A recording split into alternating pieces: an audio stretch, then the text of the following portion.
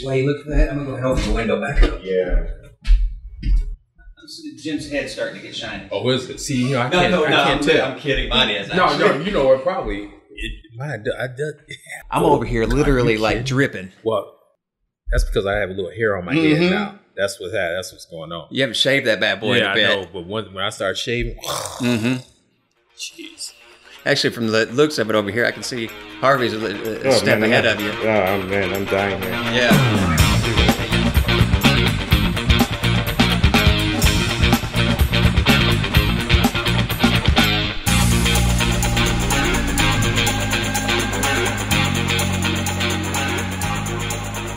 Hello and welcome back to StreetPX, a photography podcast.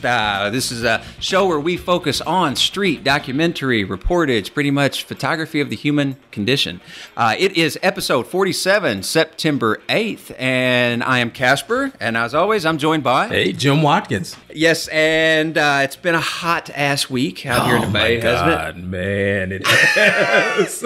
We'll see, this past weekend, it was a record-setting weekend. In the Bay. We were hotter than Phoenix, which is a desert city. Yeah, and I can't believe that, man. Yeah, it was 106 in Oakland, which actually our guest today was out with me and a few others shooing on Saturday. And I was supposed to be there, but... Yeah, I think Jim had a heat stroke. Yeah, I did have a heat stroke. I said, turn around. All I remember is getting a text message that just goes, you know what, I'm out. I said, I'm bailing. I used the word bail, and I said, you will see me in the Bay. Yes. So I hope everybody out there in San Francisco area over the last week has had, an adequate amount of ice packs, and there ain't no air conditioning out here. So, some way, maybe chilling in your car, turning on the air conditioning. Yeah. Using up the gas. But yes, anyway, welcome back to the show. We got a great one for you. But before we jump into that, we just have a few plugs. First one I want to drop in is a good friend and and previous guest of ours, Steve Bowman, has a book coming out that is called Almost True. It's 81 black and whites over the course of 30 years. And if you remember Steve's show, this is a man that was down in Haiti post-baby doc, which that was a riveting discussion. That was cool, wasn't it? That was something else. Just kind of thinking about, I mean, that's when shit got heavy. Mm-hmm. One of those heavy shows. Oh, yeah. But he's got a Kickstarter going on right now, and we'll drop the link in the show notes. You have to go and check this out. You can pre-order the book through the Kickstarter, or you can wait until afterward and pay full price. So it's best to just do it now. Cool. Yep. Jim, you had a plug you wanted to throw in I was just going to mention for you people on the East Coast or going to the East Coast in early September, the Howard Greenberg Gallery is showing Joel Meyerowitz. His show is called Between the Dog and the Wolf, and I wish I could be out there at least for the opening. But it's starting September 7th and running through October 2nd. That's in New York? That's in New York. Howard Greenberg Gallery. I forgot where that you can look up the address. That's what Google's for, right? Yeah, that's right. You can look up in there. It's somewhere in Upper Midtown area. But check it out. I wish I could, man. I tell you. A legend. Yes, a legend. Yes. And we always enjoy throwing some love to the street photography festivals out there. And Miami Street Photo Festival is, become a standard out on the southeast coast. Is that what Miami would be considered? That would be, yeah. This year they're going from December 7th to the 10th at the History Miami Museum. So big love to those guys out there. And if you're in Miami during that time, check it out. Man, one of these days I'm going to get out there. I'm going to try and go this year. I'm going to check it out. Are you? Really? Well, maybe. We'll see. All right, it's always up in the air. I never know where I'm at from day to day. Yeah. People are always like, well, what are you doing next week? I'm like, I don't even know what I'm doing this afternoon. Except today, we're interviewing. That's right. Yes, and we want to give some love to our sponsor, Glass Key Photo. That's going to be San Francisco's premier analog photography shop. You can find them now down off of Van Ness. Great store. Have you been down there yet? Yes, I have. Well, they hadn't really set it up yet, but I was there. And it was... Oh, you were there during the when they were bringing all their shit in. Right, exactly. Yeah. Oh man, it looked like it's going to be fantastic. It's different than its old store, right. But all the same gear is there. It's easier to find. Mm-hmm. That's right. And Gordon and Matt don't find themselves like in the midst of that mayhem of what they were dealing with down on Haight Street. You hear the voices. You say, "Oh, there they are." Underneath piles and piles of gear. Yeah. But yeah, go down and take a look. They're open 7 days a week from 12 to 6. Yes, sir. Nice. Exposed. Yes, round 2. That's right. That's right. We're having a mini exposed show out in the McLaren Lodge at Golden Gate Park in San Francisco. That was we had an earlier show, much larger show, back in December, January of this past year. It all rolls together. Yeah, it rolls together, and it was phenomenal. It's fantastic. It had a great group of people coming out and checking us out. And now we're going to do a smaller show at the McLaren Lodge, like I said, in Golden Gate Park, starting September 7th, and that's running through mid-October, I think, mid to late October. So definitely come out and check us out if you're in the San Francisco area. We're like a bad penny. We always just keep coming back. I know. We're going to do some more stuff too. Yes. Stay tuned. And don't forget Film Week. Film Week. That's coming up there on September 18th. Yeah. And unfortunately, Jim is going to be in Chicago. Well, I'm going to be on the East Coast. Oh, you're going to New York? Well, not quite New York. Oh, I'm all over the place. I'm going to be in Asheville, North Carolina, and then going to Virginia. Okay, so you're going to be just kind of bebopping all over there. That's right. Yeah, but you're not going to be here for our show. I know. But you're going to have a competent host, man. That's true. We got Pete Rose is going to be coming in and guest hosting. I can't wait to hear this guy. It is a film-centric show, so we figured let's use this opportunity while Jim has left us during that week to bring in somebody that we've had on the show before. An amazing guest that Pete, and he is a film buff. Yes, so it works out great. We're going to get a round table, have him and Nick Mayo coming in from Nick Exposed. Oh. And we're just going to talk film. Man. 35 millimeter, 120, whatever the hell comes up. And these guys, these are old hat when it comes to film. Far better than me. Well, hey, and much better than me because I don't shoot film at all. Yeah. So. When's the last time you've been in a dark room? Oh man, that had to have been about 10 years ago. More than 10 years ago. More than 10, yeah. Oh, yes. So, yeah, that's going to be great. And we also have some film walks going on, as we talked about in the last show. Just go and take a look at StreetPX.com or look us up on Facebook for StreetPX Lounge. That's where we're going to be dropping all our updates. That is going to be a great show. Yeah. Man. But it's time to get to our show. That's right. Yes. Today we have an awesome show for you. It's a friend of ours. His name is Harvey Castro, Oakland man today, but with a very storied past. And we're just going to welcome him into the studio. Actually, we are in Studio 369. Coming to you from Oakland. Yeah, welcome guys, and thanks for having me on the show. Oh, man. Thanks for having us. No, hey. We just kind of come in and crashed your place. Hey, drinking his beer, you know. Hey, it is not StreetPX unless there's alcohol flowing. That's right. But welcome to the show, man. Well, thank you guys. Yeah, excited to be here for sure. Awesome. And well, as we usually do with all of our episodes, we like to kind of get to the heart of what makes Harvey tick. So just kind of tell us a little bit about you, where you grew up. Oh man, what makes me tick? Well, shit. I can say that, right? Mm-hmm. Oh yeah. Shit, fuck, whatever, don't matter. Fantastic. We ain't got no filters here. Beep, beep. Yeah. That's a language I'm familiar with. That's a not safe for work. Yeah. Well, I grew up in the Bay Area, Peninsula, actually. I came here when I was 8 years old from Nicaragua. So I'm Nicaragüense, or Nicoya, as they call us. Moved here, in 2002. Went to Peninsula Belmont. You guys are familiar with Belmont? Mm-hmm, yeah. Lived there, went through up to high school. Then I moved to Redwood City. Okay. So Redwood City, San Jose, New Hampshire, San Francisco, and now I'm here in Oakland and loving it. So you've been just kind of bay bound then? Yeah. Except for New Hampshire. Except for New Hampshire, yeah. That's a big crossover. Another bay. Right. How long were you out there? I was there for about 4 years, man. Oh, really? Yeah. It was great. It was great. It was a trip because not so many people knew about like New Hampshire. Like, what the fuck is New Hampshire, right? I'd run into people and say, "Hey, man, we heard you're moving to Wisconsin." I was like, "No, dude, New Hampshire." That's completely different. Yeah, no. It's like, come on, But like, what are you gonna do there? It's like, there's no Latin people there. It's just all white people out there. There's no white people. I was like, well, fuck, we'll see. I was like, we'll see what happens, right? Uh-huh. So yeah, I moved out there in 2002, 2003, and it was great. I mean, I didn't know anyone, right? So my weekends were just basically get in the car and pack my camera and just fucking go shoot, So you were shooting at this time then? Oh yeah, man. Yeah, for sure. Yeah. I mean, I've been interested in photography, man, since I was a kid. I think we were talking about this, 4th of July, when I came to this country, my cousin, he came to a party one day with this SLR, Minolta SLR. And I was just like, holy shit, what is that? I was like maybe 10 years old, right?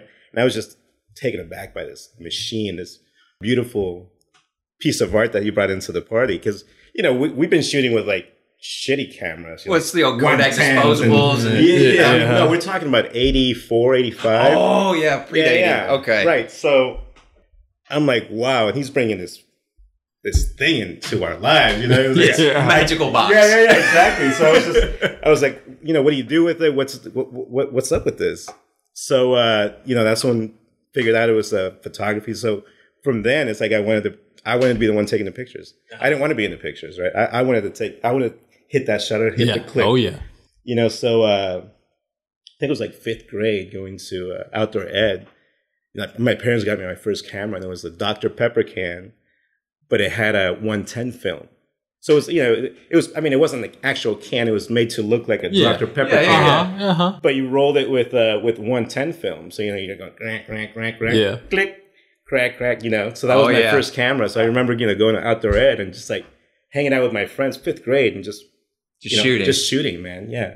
And that's just been, you know, what I've done always, just kind of shoot. Did you have family or friends? Obviously, he brought that camera to the event and kind of got you spurred off. But was your parents like involved in the arts? No, not at all. Yeah, it's just something new. And just, I mean, that's it, you know. And I've always liked to draw, but I've always had a hard time with people telling me what to do. Oh, okay, yeah. You know, authority complex. Yeah, I can relate to that. You're an artist. Sorry, we're all having this problem. I was like, screw you, I'm not going to draw like that. And, you know, but nobody can tell me how to shoot, you know? Yeah. And that's what I like about it. And it's just been something that I've done forever. It feels like, you know, it's like I just do that, just pack my car with my gear and just drive.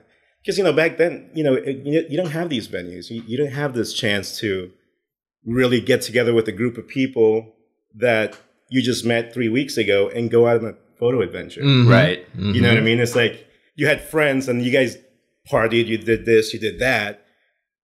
But no one was like, and we like photography, and we all like photography. Right. You know what I mean? Yeah. And then you're not really exploring other social circles around that age. You know, you're kind of like you, and this is your own little island. Right. Mm-hmm. So that was mine. Yeah. You know, and so I just take off and just go shoot. Mm-hmm. You know, and those were my days. Cool. Yeah.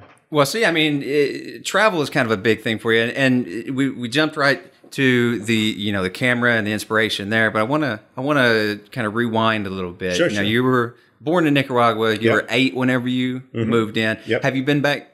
Oh yeah. I've been back several times. Yeah, several times. Camera in hand, just kind of, or just somewhat. More for family. I mean, there's always a camera in hand, but the focus sometimes most of the time has not been photography. Mm-hmm. You know, which that is like something that I really want to do is you know go back home and really document it. Like the way I see it. Mm-hmm, yeah. You know what I mean? Yeah. And see what that would be like, you know, but it's always, you know, a combination of family, friends, and then, you know, trying to get out and shoot and, you know, getting comfortable in the country that, you know, I was born in, because I'm as much of a stranger as anybody else would be fucking getting off a plane. Mm-hmm. That's right. That's right. Yeah. You know what I mean? Yeah. Well, you had an interesting story as far as coming to the States. Yeah. So, I mean, the whole reason, you know, the reason I'm here is because our family was really trying to leave Nicaragua because of the war, the Sandinista war, right? So it was a revolution in Nicaragua against the Somoza regime, right? Mm-hmm. So right around the time where, you know, 1978 is when we first attempted to leave the country, right? So we came to Mexico. We lived in Mexico. My dad, who left the country, I think it was like 72 or 73, you know, had some friends, you know, he'd kind of established himself here. And so in 78, when we met him in Mexico, we got a visa from Nicaragua to go to Mexico. You know, just like you get a visa anywhere else, right. 60 days, whatever, 90 days. I don't know how long our visa was for. So we went to Mexico City, and we were progressively making our way up north, you know, towards the state. At some point, we were in Guadalajara. I think we were there for about maybe 2-3 months. You know, just kind of like living everyday life, you know. By then, our visa had expired, right? But I mean, that was obviously the point, right? Right. So I just remember being on a bus, right? And we get pulled over, and they're checking your visa, checking the status of everybody. And well, we don't have we were no longer legal in Mexico. So we all got rounded up and, you know, taken to not a concentration camp, just, you know, like a cell. You were taken to Right. prison, like Yeah. holding cell. I mean, there were like cells, but you weren't locked in. You were locked in within the facility, but not like in a specific cell. Like you could roam and do whatever. You just couldn't leave that facility. So, you know, that was, you know, we had to be there. I don't know how many days we were there, but basically just, you know, getting all our identity stuff, you know, figured out for deportation. So we got deported back to Nicaragua. And it wasn't until 1982, 4 years later, that we actually made it to the U.S. But my brothers, my older brothers and sister, came here in 80. So it was more critical that they left the country than I was. Because they were the second youngest is like 20 years younger or older.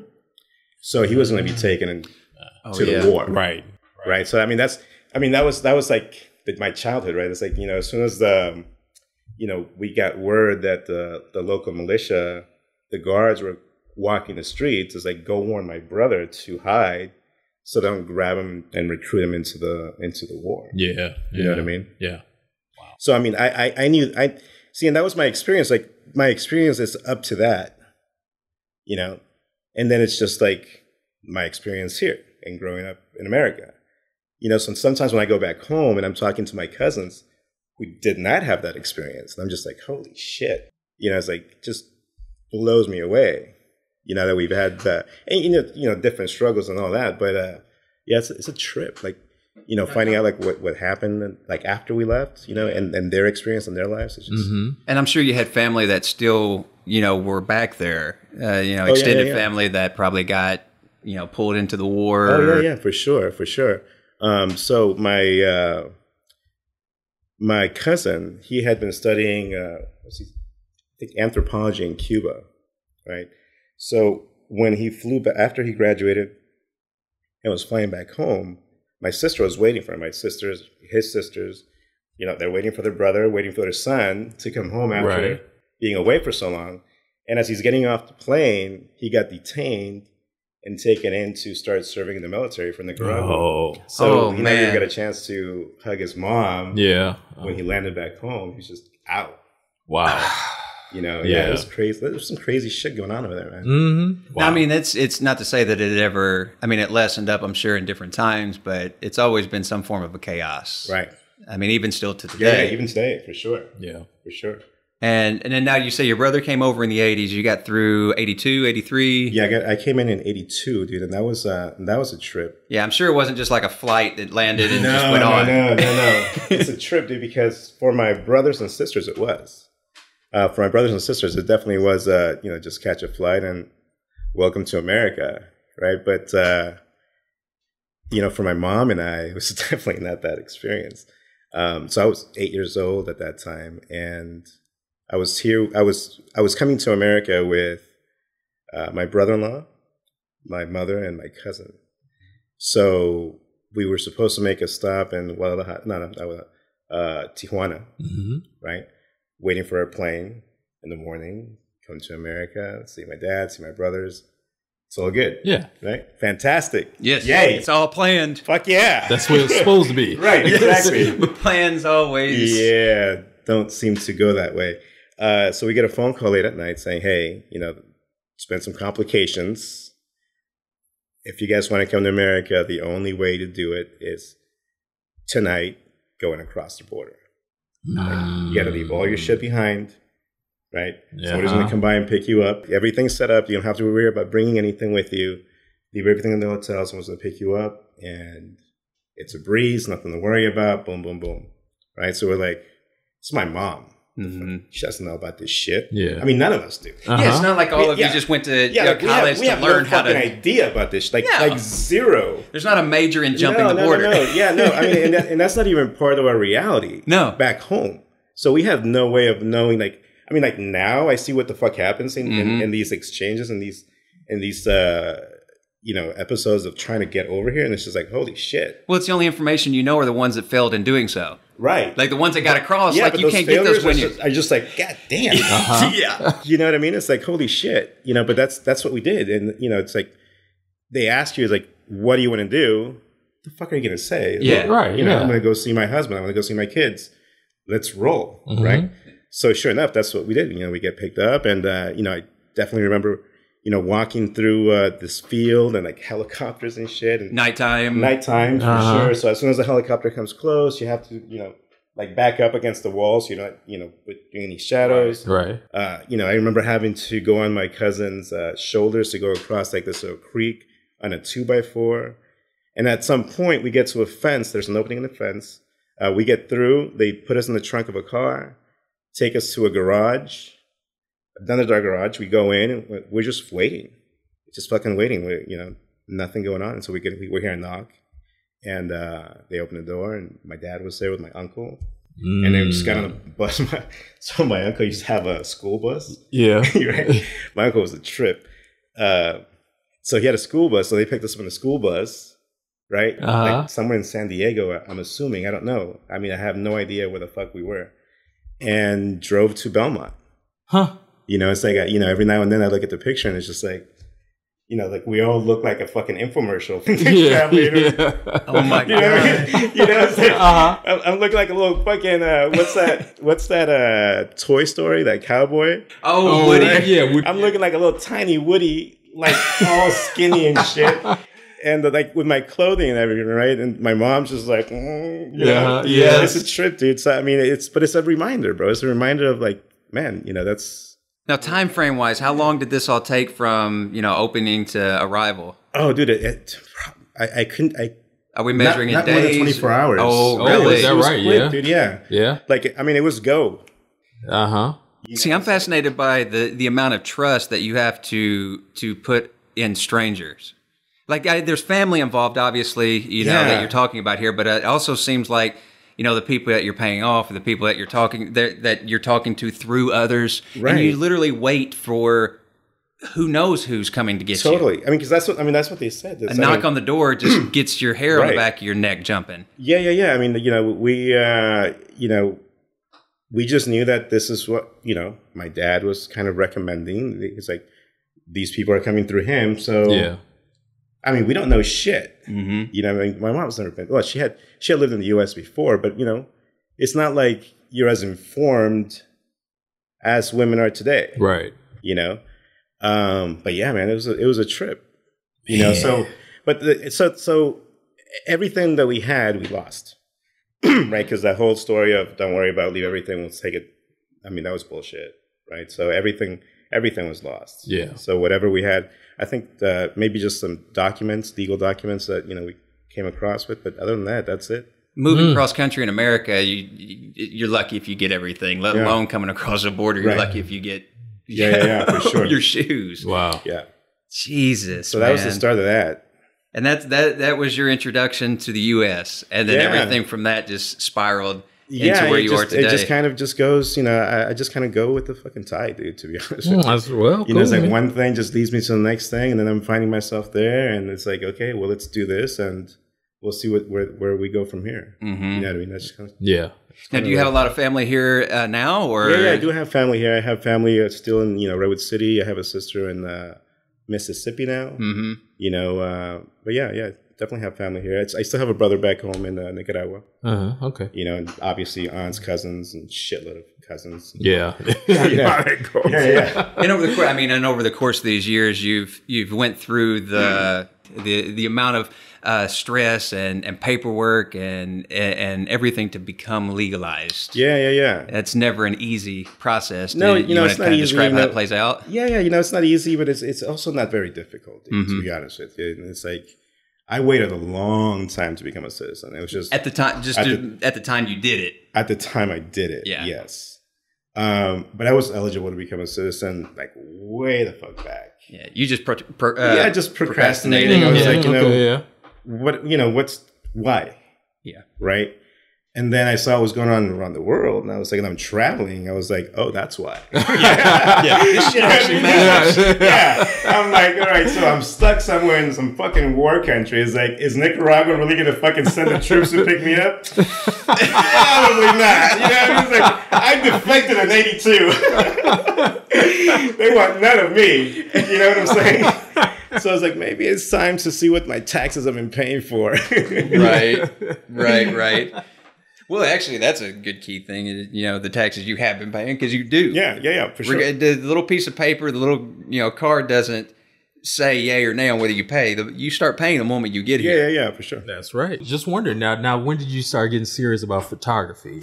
I guess when you say serious, you mean in the context of like. Where it became, like how did it became like, a passion, or how did it become? Yeah. I mean, I think it became more of a passion really as I got older because I started, mingling with other photographers, and seeing that, hey, you're not alone in this, man. Right. Yeah. In this compulsion, you're not alone in this. There's others like you, and they're cool. You know what I mean? And you can do things, and you can feed off each other's creative juices and all that. So going back to what we were saying, it's like, how things just kind of roll into it. Back in 2012, I got laid off, and I had been waiting. So the D800, so I'm a Nikon shooter. Okay. So welcome, man. I got mine right here. Back in early 2012, I placed my pre-order for the D800, right? And I had been holding off on buying any other camera. I was shooting with the D200.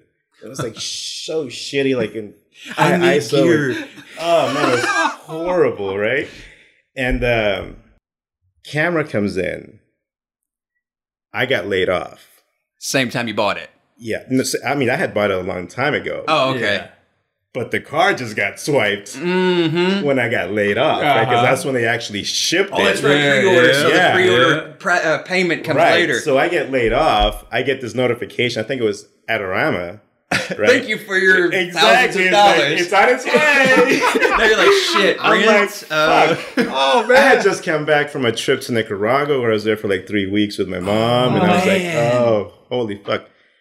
So I was like, I'm in this to win it, man. I'm like, so my sister's like, well, you're going to return it, right? I was like, fuck no. No, it's shiny. Look at this pretty thing. No. It's like, I'm not returning this Fuck shit. rent. Yeah, right, exactly. So, but it all worked out. It's like, I got called back from my previous employer saying, hey, do you want to consult for us? I was like, yeah. Now, what were you doing before you got laid off? I'm working for I still work for a software company. Okay. So I was working for a software company out of San Francisco at the time. Okay. And we do supply chain management, warehouse management software. And you were in-house staff as far as that time. Staff, yeah. So I was managing the implementation team.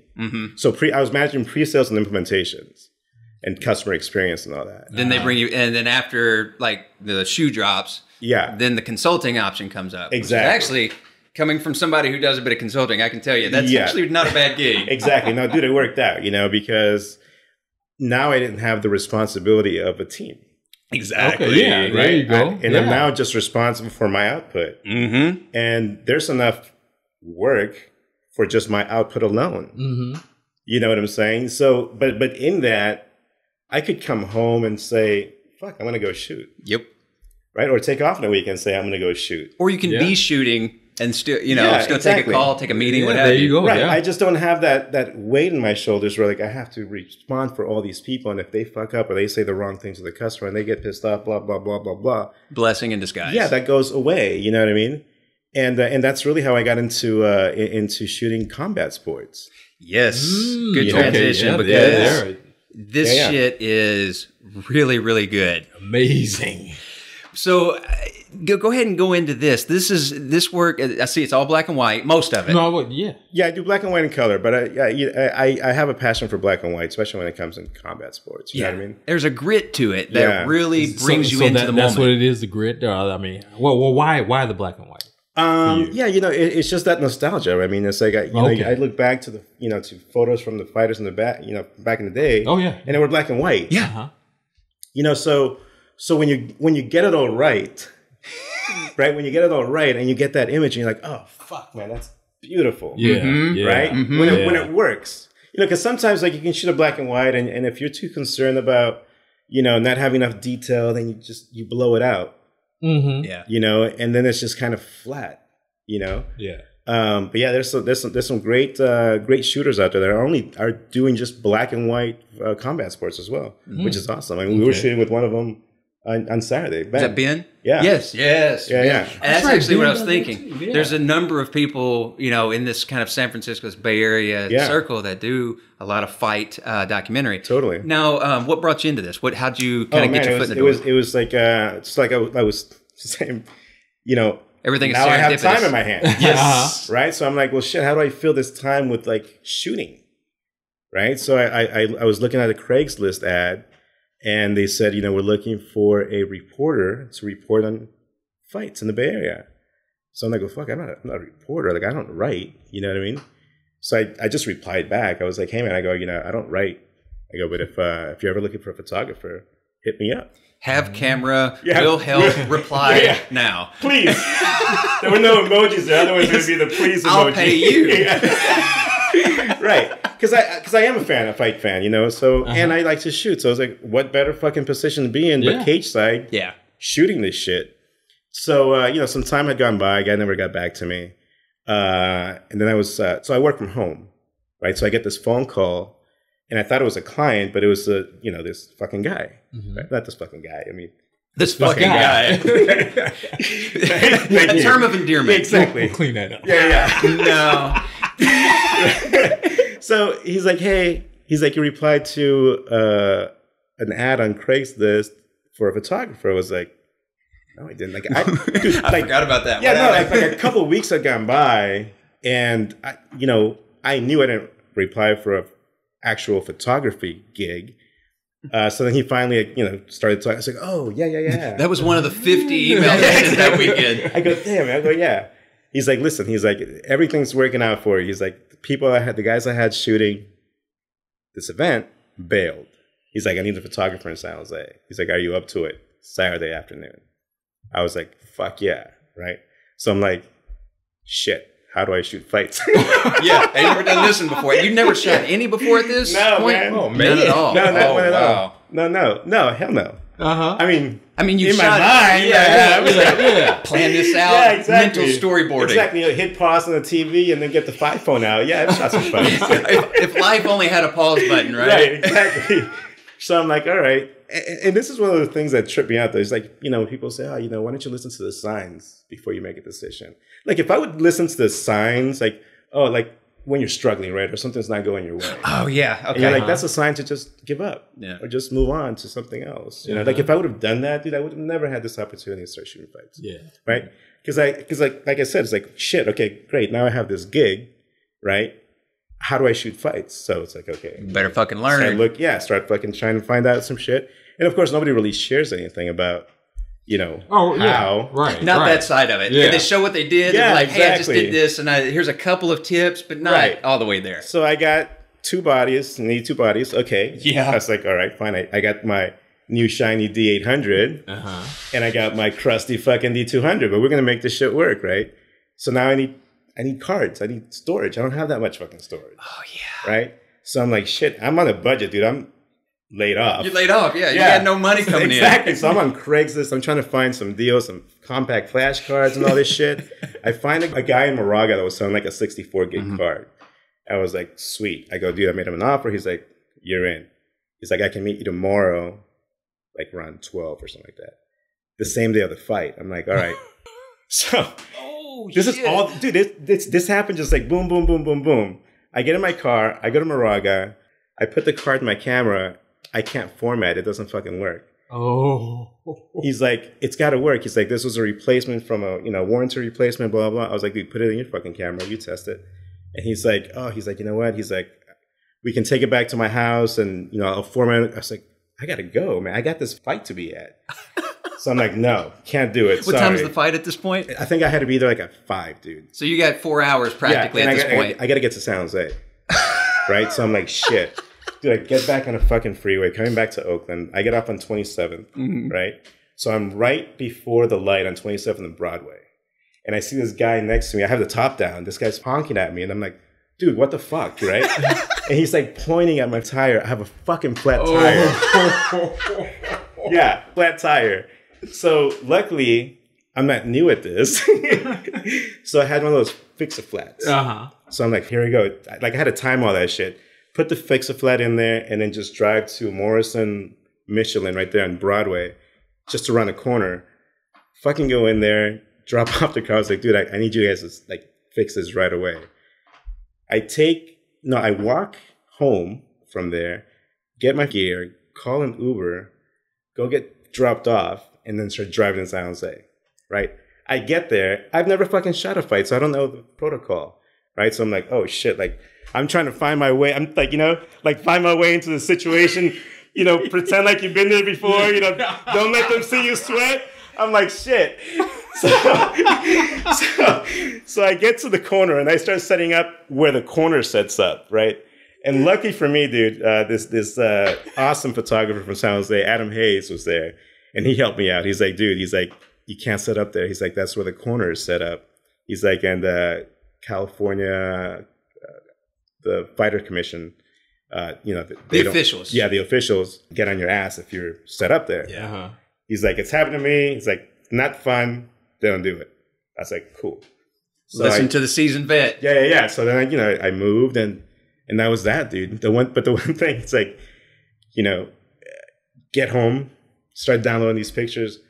I'm like, fucking D200 sucks for this shit. Oh yeah, you got a comparison now. Yeah. So I'm like, what the fuck? How am I gonna do this? You know what I mean? Uh-huh. So hey, Lightroom. Lightroom to the rescue. That's right. So it worked, huh? But now what year was this? That's for black and white. That had to be 2012, 2013. Okay, and I'm assuming 2013. 2013. Yeah. Now, having two bodies, I'm assuming you have two different lenses that you're working back and forth with. Yeah. So I was shooting with the 24-70 and the 70-200. And what was on the 200? So I figured I was going to shoot more close or less close-ups and up close. So I had the 24-70 on the 800. And then the 70-200 on the D200. And which one did you end up using the most? Oh, the 800, 24-70. Yeah. I mean, even now when I shoot. Was that the quality that was in your mind that made you focus on using that? Or was it the situation that lens and that combination worked? Yeah, combination of both. I mean, now I don't even take a telelens when I shoot a fight. Yeah. I'm doing really, I do two things. I have my 24-70 for the fight. And then I shoot with the Leica 50 to get, close up when they're getting greased up or when they're warming up in the back, because it gives you that documentary look, and I'm doing those in black and white. Now you're on the fence when this is all happening. I'm right on the fence, yeah. Like when you're taking these pictures, you have to find just kind of like an opening just to put the lens to shooting through. Yeah, Okay. exactly. So, I mean, so I shoot MMA fights, but I also shoot Muay Thai. So in Muay Thai, it's more like in a boxing ring. Mm-hmm. So you just got to, just be careful, because if I'm right up to the fence and, they come into it, that's going to hit me right in the eye. Mm-hmm. So you got to be aware of what's happening within the fight as well, because it can get dangerous. Has that happened to you? It hasn't happened to me yet, no. Hadn't got physical yet? Hasn't gotten physical. No, I mean, everybody's cool, man. It's a different vibe when you go to like an MMA fight to a Muay Thai fight. It's a different vibe. But everybody's cool, man. Good, a lot of good fighters. You can see them all. You see the fighters, the martial artists, and everything in between. Now, who are you shooting for? So I shoot for this blog out of Sacramento called Questionable Stoppage.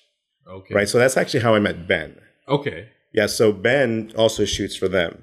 Mm-hmm. So Ben's covering all of the shots, or all the fights, or most of the fights in the Sacramento area, Fresno, things like that. Mm-hmm. And then I'll do all of the Bay Area stuff. Okay. You know what I mean? That's Ben Ilili, right? Ben Ilili, yeah. That's so it was a trip because I would see his work and I admired his work. Yeah. And then it just turns out that he likes a lot of the shit that I do, and he likes to shoot, street stuff and portraits, and he's got a vast interest in photography, which is great. Mm-hmm. Because he's not like nailed down to one thing, and it's like that's the only thing we can talk about. Yeah. You know what I mean? It's like it's pretty awesome. Now, I notice you do a lot of video slideshows from the work that you put together. Yeah. Is that a something you consciously decided on? This is how I want to portray my work, rather than a portfolio. Yeah. It definitely is, and I'm going to tell you why. When I post pictures from a fight, I put a watermark. Right? We're going to talk about that, yeah. And, we can slide right into it right now if you want. This is a monster of a watermark, the biggest I've ever seen. Yeah. But there's a fair reason for it. Yeah. So, I mean, the whole reason for it is because, I take these pictures and I put them up there. And, I don't share, like, the entire album of the shots. Like, I pick some, specific shots that I think tell enough of a story to build a picture, but not complete it without going to my website. Right. Obviously, I'm trying to drive people to come to my website. Yeah, traffic to my website to sell some photos. As we all do. Yeah, exactly. So a lot of times, and again, it's just going back and not knowing what the hell I'm doing. It's just learning from other people, right? Yeah. So they're like, hey, man, he's like, once you start putting up, be careful with your photos, blah, blah, blah. I'm like, dude, I don't care. I mean, that's why I'm putting them up there, right? Probably the way. But then it's like they're going out and like changing the look of it. And then that's when I have a problem with it. Right. It's like, I don't mind if you take it. But then when you start, creating your own or interpretation of what you think it should look like. And they're calling it their own. Yeah. You're being misrepresented. Yeah. Right. And I don't even care that they call it their own because, people will know it's not theirs, right? But then there's like a shitty picture now. Yeah. Right? Yeah. And then people will know that I shot that because they're going to, they know I was at the event or, it's like, I don't want to be represented. Yeah. I like to make good images, regardless of what the fuck I'm shooting. Right? It doesn't matter what I'm shooting. If I'm shooting, that fucking bottle right there, I want it to look good. Well, you have a standard for your work. Yeah. And I'm assuming this isn't Creative Commons stuff or it's not based under that. This is copywritten material. Yeah. Right. And so, if you're going to put my work out there, then I want it to look good. And then if you don't care about sharing the fact that we made this together and you just represent it as like, oh, look at me, here I am. Well, then I need to speak up. And the way to speak up in that situation for me is putting my name right on that fucking picture and saying, hey. And you'll see this in the portfolio. But I mean, he does it in a way you can still get, the feel of the photo and his videos. That's where I want to kind of circle back. Video. So then when I started fucking around with videos, and it's not, dude, it's just a slideshow, right? Yeah. But you get a chance to really see. For me, it's kind of like, because I'm picking the shots, right? So I'm building that story, right? So I get a chance to tell that story how I experienced it, right? And then you're going to like it or not like it. And I try to couple it with, with some music. And this is all like, I'm not doing anything exotic. This is all on my fucking iPhone. You know what I mean? But then I just, I still plug the event. So that's what I do now. Instead of posting like 15, 20, 35 single images, I just put a video up there and have that, direct the traffic to my website. Okay. You know what I mean? And I don't have to worry about, like putting a big ass fucking logo because they can share it. Then I can put on there shot by Harvey Castro. Yeah. Right. So if they share it, they copy it, whatever. Every image doesn't have a big ass logo. It's a little trickier to repurpose a video than it is individual images. Yeah. Now let's speak about before we go on to some of the other stuff. Let's talk about what Studio 369 is. Okay. Yeah. Yeah. So the studio part means absolutely nothing. It's just that's cool. Nothing at all. 369 is really what counts, right? And the 369 that came about from you guys remember back in the days when we had beepers? Yeah. God, yes. Yeah. All right. Just after the bag phone. Yeah, exactly. So, when we had beepers and somebody sent you a beep, you didn't know who the fuck it was, right? So all my buddies, we just created like codes for each other, right? So everybody had like a buddy of mine, he drove a Geo, right? So his code was like Geo with the numbers, right? 630, right? So it's like, okay, this is Ernesto, right? So I know to call back that number. Yeah. Right? So from my circle of friends, I was the only one that had a prefix 369 in my number from Redwood City. Okay. So it was like, okay, so I'm the only one that has 369. So then for everything it was like, my number, 369. So then it's like, I'm not that original when it comes to fucking naming shit. Like if you look at my Instagram posts, it's like I got nothing to say. Straightforward. It's like an emoji of an old man, and then it's, you know what I mean? It's like fun. You know what I mean? That's not how I communicate. Yeah. So then then my email became 369. It was like Castro 369. So then let's do it photography. Well, what the fuck do we do with photography? So it was like Studio 369. Yeah. So everything's 369. You know what I mean? Oh, that's good stuff. But that's, I mean, that's where we're recording from. That's Studio 369. Yeah, we are. That's right. Yeah, that's right. Which, I mean, I gotta hand it to Harvey here. As most people know, when it comes to the Bay Area, it's not easy to find housing, at least on a affordable scale. Yes, but this guy got a good spot, man. Yeah, and it's right over here in the lake too. Yeah. Nice shooting outside. You know, we all met up here over the weekend.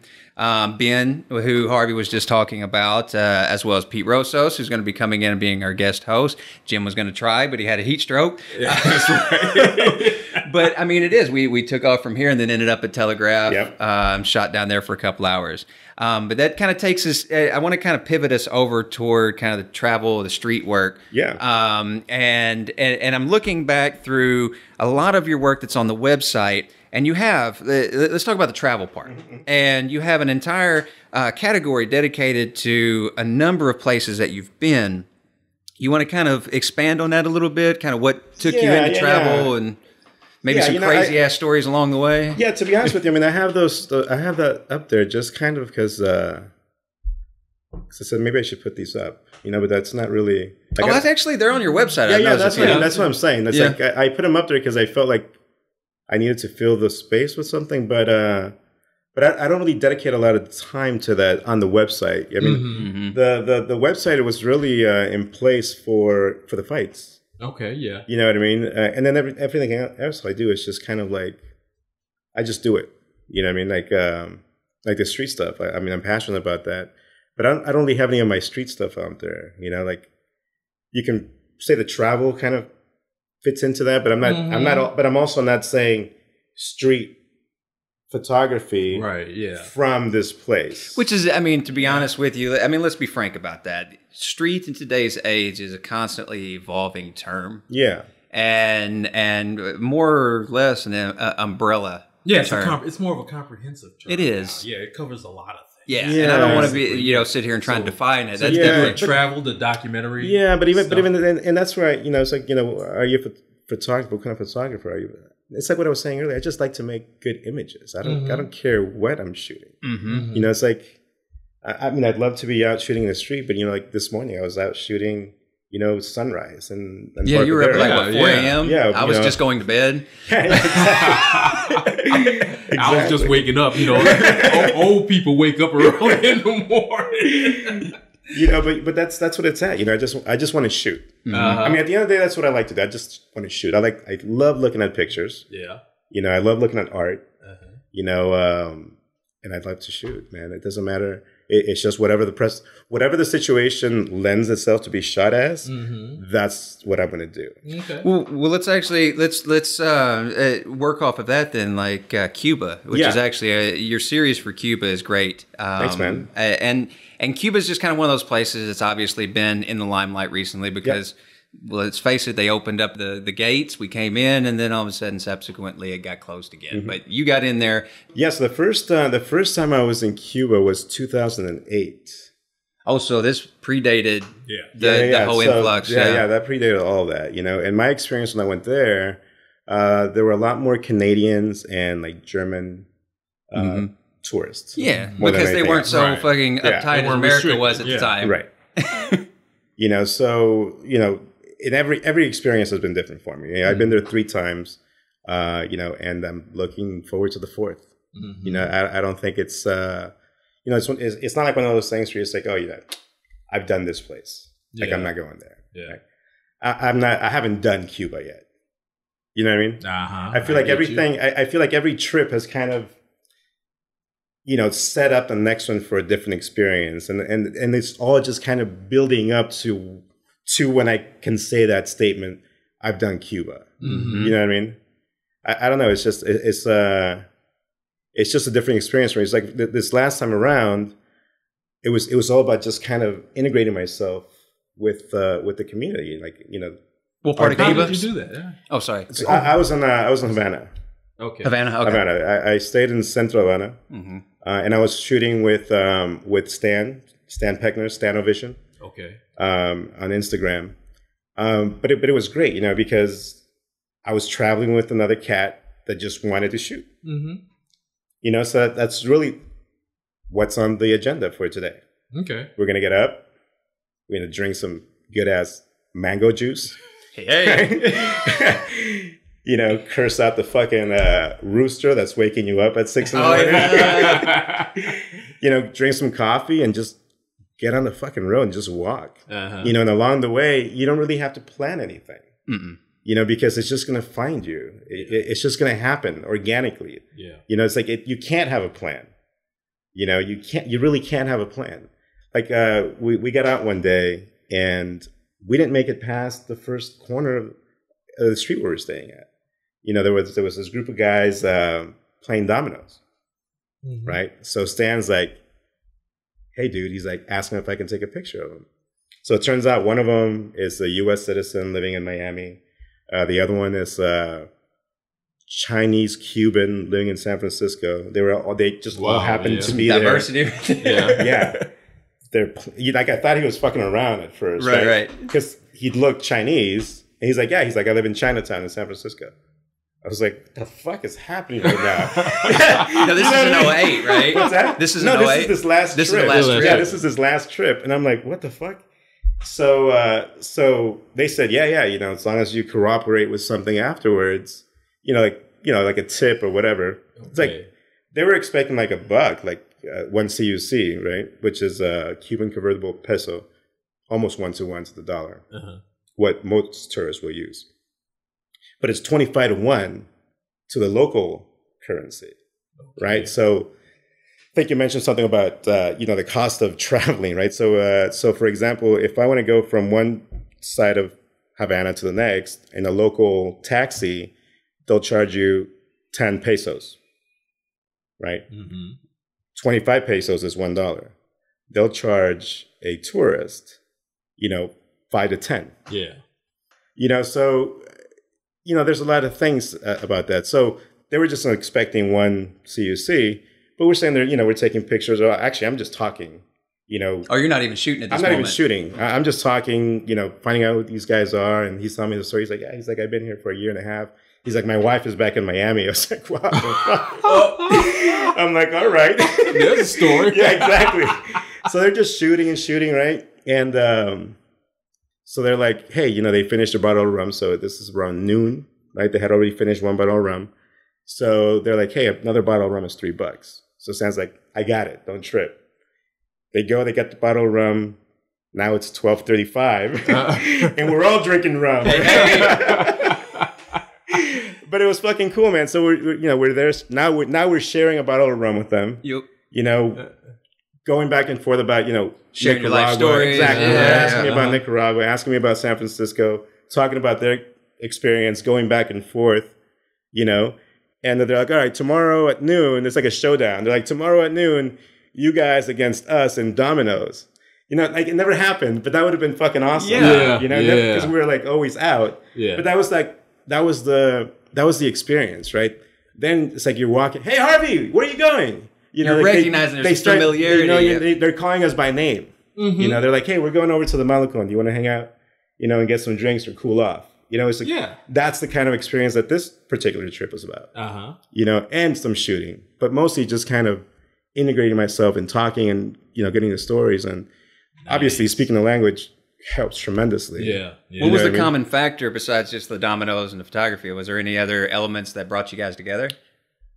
That particular group? That particular group. Was there like a bridged topic that everybody had? Not really. It was just, just talking. It was just like to talk. Yeah, it was just guys hanging out in the corner, playing dominoes. Then we started talking about, rum. And they're like, you guys, meaning us tourists, you must, as they call us in Cuba.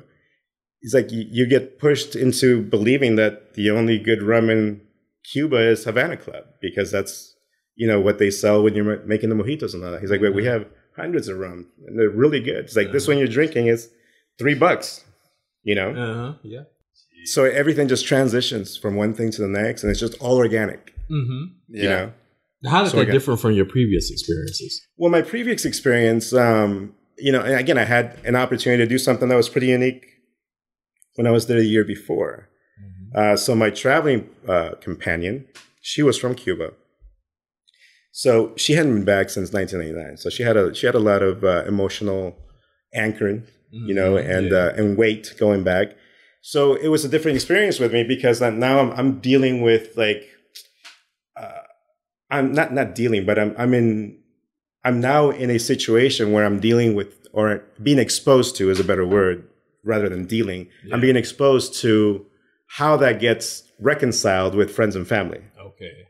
You know what I mean? So the trips that we're taking is to go see a friend, and then, you know, hey, we haven't seen you in so long. How you been, and all that, right? So it's more of a warm family type of experience. More emotional. Yeah, exactly. Yeah. You know, were you shooting? Some. Okay. Some, and you can see it in my photos where there's hardly anything with people in it. You know, it's more like the structures of cars. Environmental stuff. You know, where now it's like I'm kind of combining those two things. You know, I wasn't. I think I did one portrait, like one street portrait, when I was out there, where I actually, you know, said, "Hey, you know, may I take your picture?" And it was just because it was just right. You know, like the situation just called for it. But otherwise, I wanted to capture the environment and then the people in it, what makes up their day-to-day life. I didn't want to shoot Cuba like I had to shoot Cuba. I wanted to shoot Cuba like I'm shooting Chinatown in Oakland, you know, or in San Francisco on the Mission, or wherever else I was going to be. Yeah. You know, I wanted to shoot it with my eyes versus what I felt I needed to show of Cuba, which is what happens today, right? It's like I want to go to Cuba before it changes. Cuba's fucking changing, man. There's this woman on the rooftop pool, you know, in a five-star hotel where the night is 569 euros to stay there, wearing a revolutionary hat, drinking a fucking mojito, looking over Old Havana, where people are making $650 a day, working 10 hours a day, making ice cream cones by hand. Yeah. You know what I mean? It's like a Vonnegut undertone to this. Yeah, it's like, you know, it's like changing. What do you want to call change? And, you know, I think a lot of it, you know, there's a commercialization part of it also, right? Yeah. So you know that's drawing a fucking crowd. You know, and they admit it. You're like, you know, with tobacco, they're like, hey, you know, the government doesn't want shitty tobacco to leave the country. You know? Well, the Cuban has become legendary, so... Yeah. So they're like, but we know that you tourists come in... And you love it. And you want tobacco. Yep. And you don't want to pay a lot of money. You don't want to pay for the good tobacco. You want to get the deal. Yeah. So we're going to give you a deal. Right? So wherever you go, and now, in this particular experience, there's a new thing, and I don't even know if it's true or not. It might be just a hoax. But what they're selling is like that they're part of this co-op, right? That the government gives the employees of the where they make the cigars, like the cigar factory workers, the manufacturing of exactly. Cuban cigars. So the factories, they get 2 boxes, and they start saving up those boxes, and they can sell them to whoever they want at a discounted price, so they can help themselves. But now everybody's part of the fucking co-op, right? I mean, it's not like over here where you go into a co-op and you have an identity badge that says, yes, I'm part of this fucking co-op. How do you check that? You know, I mean, the same guy that was selling me cigars for $50 2 years ago is selling me $50 cigars now, but now he's part of a co-op. Yeah. You know what I mean? Yeah. Wow. Yeah. So it's, I mean, I guess that's a lot of words to just say every experience has been different, and every one has kind of evolved into the next one. But every time you go back, there's that added benefit of more familiarity from the last time. Yeah. So what you end up doing, it does become like a documentary approach because you are more aware of what the norms are, what to expect, and knowing that. Is it Havana that you keep going back to, or if you went to a different? It's Havana. Havana. Okay, because I know when it comes to Cuba, there's a couple of primary, the east and west, north and south. I'm horrible with geography. Yeah.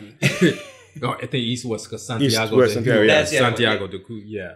Yeah. So the only other place I went on this particular trip is to this little area called Viñales, which is basically the Napa of Cuba, where they plant all the tobacco leaves, and all the tobacco comes from that region, Cuba. And that was awesome too. You know, it's like you still had a lot of activity on the streets. There was a lot of things going on.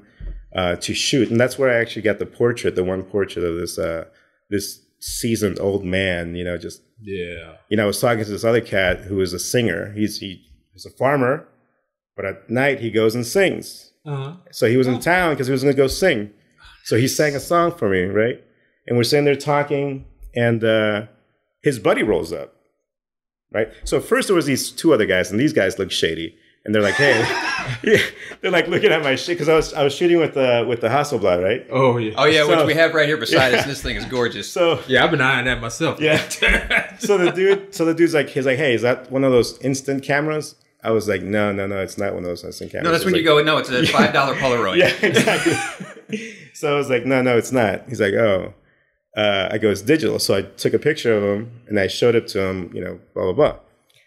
So then they were just kind of there, right there. They play no significant role in the story. I start talking to the guy that who's a singer.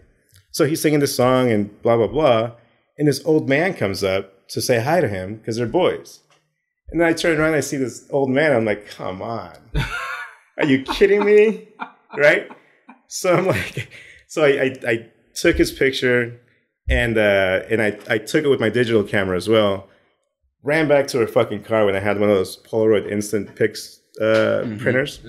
So I'm sitting there sweating like a motherfucker, trying to connect everything, connect my camera to my phone to the fucking printer. Oh my God, yes. Getting all that shit to sync. And which never works. Right, exactly. How you plan. Dying here, right? I finally get the 2 prints and I go and give them these 2 prints. It was just an awesome experience. And then I'm shaking the singer's hand and he's like, before he lets go, he wants to sing me another song. So he sings me this other song, which is more like a Sevillana, like a Spanish genre song. And the dude's good, man. Like he's serenading you. Yeah, he's serenading as a thank you for, like, I'm thanking him and he's thanking me. And I'm just like, no, dude, I'm getting the you're trading services. Yeah, we are. But it's kind of like, you don't need to exchange the service. I'm coming out ahead here. Trust me. Yeah. You know what I mean? Yeah. But yeah, that's the kind of experiences. The whole trip just kind of brought things out like that. I think that's interesting when you brought up the point of seeing through your eyes, through your own eyes now, instead of from a tourist eyes. I think all these experiences just build on each other and help you to better see through your eyes. Exactly. Because I know when I first come to a place, you got to take all the obligatory tourist shots, especially in Cuba. Okay, you got to get that man or that woman, you go. Yeah. And that's what you leave with. Yep. But now with you going back and building on these experiences, it's almost like you said, it's like shooting in Chinatown. It's right down the street. That's right. And you get better images. Totally, man. Totally, because you're not thinking about it anymore. Right. Exactly. I mean, you're just going through about it very organically, and you're just reacting to what presents itself. Yeah. You're not even thinking anymore. Oh, cool. Which is great. It's like it's like a dance. When when the timing is working and you have the rhythm and all that, it's just perfect. It's just beautiful. It sounds like Cuba is kind of where you've been haunting the most of some of these cities, but was there any other the travel that you wanted to bring up? Maybe the Berlin or Vietnam, Cambodia area? Or Vietnam, Cambodia. That was in 2014. Man, I had just gotten my my Leica, and I didn't know what the fuck I was doing. Except you got a Leica, and now all of a sudden your pictures are better. Exactly. No, not really. That's the day you became a photographer, right? Yeah, exactly. Write that down. It was not easy, man. It was not easy because I had no experience with Leica. I just made the fucking decision. Well, it's the Holy Grail. It's one of those things that we all kind of we build up to. That's my dream. For me it was just kind of like just for convenience, you know what I mean? And the Leica name, I guess. I don't know. I wasn't really into the Leica name. Like, I mean, I knew Leica, right? But it wasn't like I needed that. Like, I didn't need that to shoot. I was actually thinking about getting a film Leica, right? And I remember being in Puerto Rico, talking about traveling, right? I was in Puerto Rico, and I was traveling with my fucking photo backpack, right? My tripod, my 7200, and the 2470. In medium format? Are you taking the Hasselblad at the time? No. It was just like just my Nikon stuff, right? And I'm like, well, I'm in Puerto Rico. Maybe I'll catch a fight, and then I'm going to need this camera, right? Mm-hmm. So I'm carrying all this shit around, and I'm shooting this. I'm trying to get the sunset over this cemetery in Old San Juan. And this cat comes up to me. He's like, hey, man. He's like, they let you shoot with the tripod up at the fort? I was like, yeah, I don't have any problems. Oh, usually they don't let people use the tripod. So he's like, what are you shooting with? And now we're having this conversation. I'm like, well, what are you shooting with, right? And he's like, oh, I'm shooting with the Leica system. So he busts out his fucking M240. I'm like, oh, shit. I go, that's it? He's like, oh, and this one. the other one too. Yeah. Then it's good to have two bodies. Yeah. Then he pulls a monochrome out, and I'm like, oh shit. So he starts telling me about these cameras, and I'm like, oh, dude, he's like, I've been thinking about a film camera, film Leica. He's like, don't waste your money. He's like, it's just going to be a paperweight. Uh-huh. I was like, okay. So he was with his nephew, who was just carrying all his fucking gear, right? His nephew was just kind of like his mule, right? So he's like, listen, he's like, let me take you out to dinner, you and your wife, and, we can talk more. I can tell you more about this. So he's talking to me about the zone system and this, that, and the other. And I'm like, dude, I'm going on this trip to Vietnam, like in a few weeks. It'd be a good time to fucking try this out, right? So I get back home, and I didn't tell my girl shit, right? Surprise. You can tell in the tone, it was like, why? I didn't tell her shit. And I just sold off some of my like gear, it's okay. Got some of this money, applied for a no interest credit card, and said, fuck it, let's do this shit. Right? Kind of just like when the D800 story. Okay. Yeah. Right? My sister's like, well, you're going to return it, right? And I was like, fuck no. It was the same shit. Shiny again. Yeah. So It's like, hey, are you going to not buy it? Fuck no, I'm buying it. Right? I've already got it. Exactly. It's on its way. So I'm like, all right, whatever. So it gets in. I'm like, I never even held it before. I mean, I held his. So then it gets in here, and I'm like, okay, shit. Now it's like all manual, rangefinder, blah, blah, blah, blah. Which one did you go for? The M240. 240, okay. So I went out to Berkeley, the marina, and I'm just, trying to get familiar with the whole focusing, shooting there. Which lens did you get? 35 millimeter. 35. Summilux. And then I went to shoot at a jazz club, right? So because I like to shoot at night a lot, right? So I was like, okay.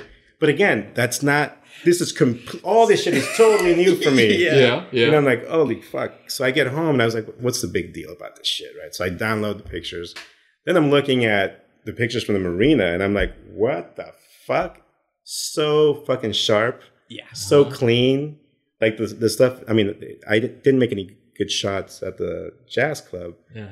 But in the mistakes that I made, I saw the potential for the good images. Like if I knew what the fuck I was doing, right? And, so I took that camera and my Nikon to Vietnam. And with a smaller bag. No, not a small bag. You took everything else with you? Yeah. Dude, because I don't know. There's the downside of being a photographer. It's like no matter when you travel, you could, in your brain, you're like, oh, I'll only need these two lenses and a couple of bodies. But you're like, I'll just bring it all because you don't know what we're going to run into. Just in case. I might end up in the Sahara. I might end up on safari. You just don't know. Yeah, but I didn't know. Like, I really didn't know. Like, what the fuck am I going to... I have one lens. Yeah. Versus all this shit. Yeah. The one time you don't take it... I've never been to Vietnam, right? I mean, I'm going there for work, but there's some things that I'm doing that are going to be interesting. I'm going to be running like a half marathon and all this other shit. Yeah. So I'm like, I might need it. I don't know. Yeah. So, the only time I brought out my Nikon camera was the night before the Da Nang half marathon, which I was running. And they had the B-boy competition for Southeast Asia. So... fantastic. Yeah. I have a camera that makes me look like I should be there. Yeah. The what? Wait. Let's go ahead and... The Southeast Asia B-boy competition. Expand on that a little bit. Breakdancing. Okay. Yep. So you have Laos, Thailand, Vietnam, all Cambodia, all these... So this is a competition. The best of the best of these countries are competing to go and compete against other regions of the world. Also translated... fast motion photography. Exactly. So see, I did need it. But that's the only time I fucking shot it, right? And And then I've taken other trips, and same thing. It's like carry it, like go to Spain. Same thing. It's like I'm finding that I'm getting more comfortable and better at creating images with my handheld one lens. One camera, one lens. Get used to it. Shoot it. Totally. So now that's all I travel with. It's just like 28, 50, 90. Yeah. Well, it's a sacrificial balance. You know, you have to eventually shed that burden of, oh, I might need this, or I might need this telephoto, or what have you. Yeah. Maybe you will, but is it worth it? That's what you have to kind of quantify. Is it worth breaking your back? And I know Jim, I'm looking at him here, and I know in the back of his head he's thinking about that backpack that's probably somewhere here. No, I don't have my backpack today, but yeah, I carry so much stuff because I can't, like I said, just in case, I might need it. Well, there's situations. There are situations. That's totally right. Like if you're on assignment, I just did a wedding up in Portland. I mean, I couldn't have just went one camera, one lens. Right. Though, to be fair, shooting there, I only used 2 lenses and 2 bodies. And then, I had a telephoto 70 to 200 equivalent, did not use it. But I had it. Yeah. Right. It was an extra 2 pounds or whatever the fuck it is in my bag. And I'm like, oh, this hurts. But yeah, no, totally. I mean, now, dude, it's like of course there's shots that you're not going to get. Yeah. Right? Now, are you happy with going digital rather than film? Yeah, I mean, I made the jump from film to digital a long time ago. I mean, my first digital camera was a Ricoh RD1. Oh. It looked like a fucking... That's like a good camera, though. Yeah, it's an awesome camera. Like, you flipped it up and did video. That was my first digital camera. But when I arrived here at Studio 369, what I saw was a massive dark bag, or a changing bag. Yeah. And I'm assuming that goes with this wonderful 500C here. It does, yep. Yeah. So, I've started going back and shooting film more often through the influence of some of the guys that we were shooting with this weekend. Plus, it's a little bit cheaper to go with medium format film than totally. digital bag. But I'm mostly I haven't shot too much medium format. I'm mostly shooting 35 millimeter with the M6, but mostly black and white and just doing it at home.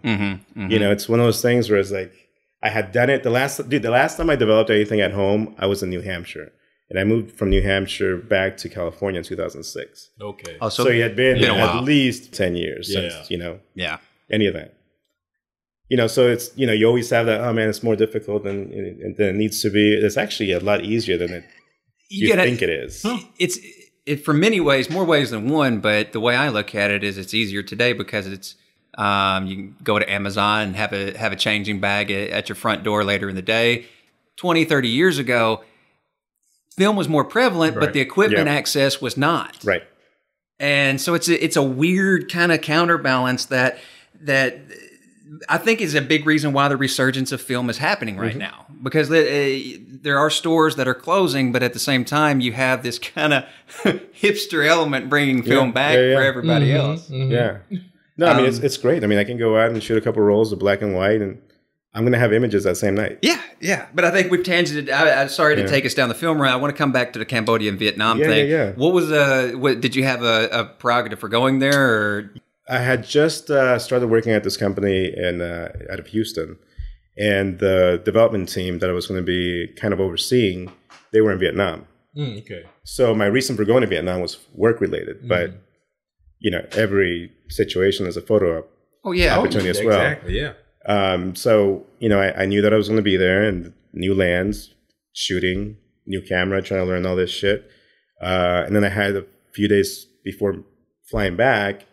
So I went to Cambodia for like a long weekend. Yeah. And that was awesome. Cause that was one of my big dreams, is to go and shoot the temples and all that. Yeah. It's like, dude, it was like checking that off my list. Yeah. But now it's like unchecked again, right? Because I have new lenses now, right? That I walk around with every day. So the shit that I was shooting back then doesn't satisfy me anymore. It's funny how a check mark on a bucket list can slowly fade as things change. Oh, I have so many faded bucket Yeah, totally. Man, all my trips to Europe now, are worthless now. Right, exactly. Dude, that's how I feel. Yeah. Yeah, man, It's I like, gotta go back and take right. this stuff all over again. Right, exactly. Man. It's like, have you been there? Nope, I haven't been there, man. It's on my list. I've kind of been there. Yeah, exactly. But that's how it feels like, right? Yeah, It's like yeah. you go back and you're like, oh man, I could have gotten this shot, and you start thinking about all the possibilities given what you know today, like everything. Right? You always say, oh, what if I went back 20 years from now? I went to one of the most beautiful places on earth to me, Santorini, Greece. Okay. Shooting with that. I mean, it was. What's the old 50 slide film? Velvia. Velvia, yeah. Yeah, man. I got some beautiful images at the time, but now I said, man, if I had gone back with this camera I have now, Yeah. what could I gotta go Right. back? Fade You gotta go check back. mark. Yeah, Fade. yeah, that's right. You gotta go back. The check mark is fade. I've never been to Santorini. That's right. It's like somebody erased this. Exactly. Gotta go back. Istanbul, yeah, Gotta go you know, back. Even Berlin. I saw you Berlin. I've been to Berlin, Yeah. and I took tons of photos there, but I haven't taken any yet. Exactly. That's right. exactly right. Yeah, So yeah. just got to do it over again. That's right. That's You know, right. what I mean, it's just one of those things. It's Yeah. just never ending, I think. No, No, I was just in my brain. I'm thinking it's a net benefit because it kind of forces you to go back. that's right. I mean, we're laughing about it here and the disappearing check mark and everything, but in the end, you only live once, right? So you got to enjoy it and make the best of it in however many years you have and travel.